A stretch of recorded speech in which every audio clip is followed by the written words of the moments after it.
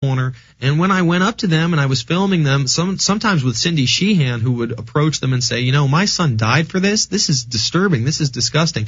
And I would ask them, you know, what do you have to say to critics that would say that this is a violation of posse comitatus? And I was talking to, you know, people who were the freshest in the military, 18-year-old kids, to people who were 40 and 50 years old, sometimes even older than that, who had, you know, all sorts of military experience, and not one of them could even tell me what that was, Bob.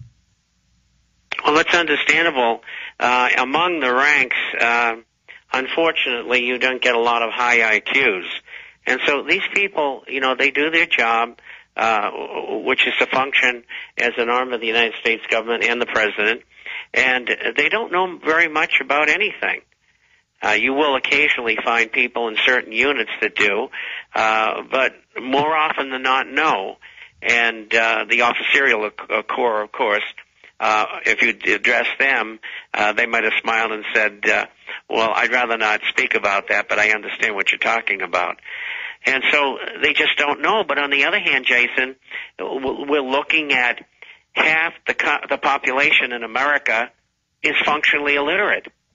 And so, you know, you can't expect probably more than 1/3 to even have a wild idea of what you're talking about. So sad. It really, really is so sad. And every country's in the same boat. They all have functional illiteracy that's terrible.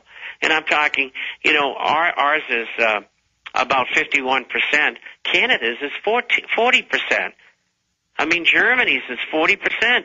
The educational systems in all these countries have degenerated unbelievably. Well, we see it when we, you know, talk to people, and they can't tell us what the 3 branches of government are, but they can tell us about David Letterman's affair.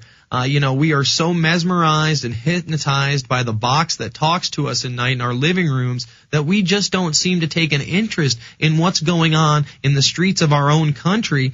And, you know, out of the Washington Times today, DHS is deploying LRAD weapons to police departments around the country, again, furthering the militarization of our police force, Bob. I